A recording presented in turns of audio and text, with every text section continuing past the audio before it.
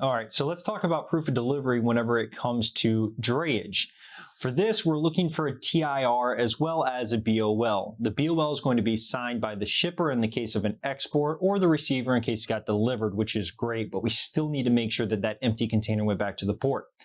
So if it is a export load, it's going to be a loaded container going back to the port, and if it's a import load, it's going to be an empty.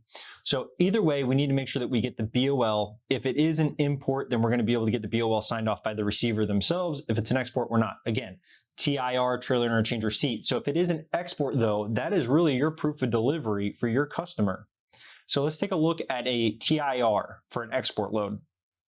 So on this, you can see right away, this is going to be Seagirt Terminal. MSC is going to be the steamship line. And you have a receipt number. This is saying that it is completed, that the carrier did return the container that it borrowed from the steamship line. Very important. There's no driver name on this one, and a lot of times that will be the case. Container number, very important. That's the container that they are agreeing to borrow and now getting the receipt for giving it back. You have your chassis number of what was picked up, or what the container was loaded onto rather.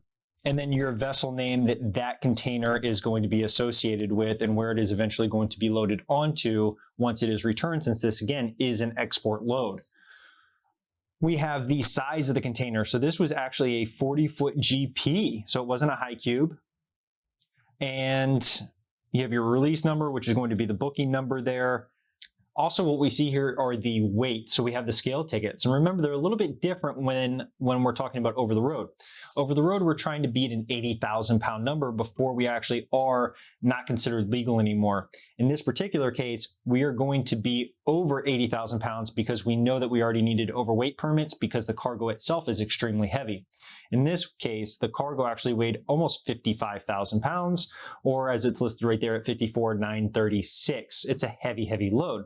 That means our gross weight is 64,239 pounds. Now, we are under 67,200 pounds. So do we really need permits for this? Because isn't that the number we need to beat with containers? No. So when it comes to containers, remember 44,000 pounds for the cargo itself is the number that you need to beat if you don't want to have to get permits. And that applies for a 20-foot, 40-foot GP, 40-foot high cube. It doesn't matter. 67,200 pounds is the container and the cargo. That is the max weight you can get up to with permits, not without, with permits.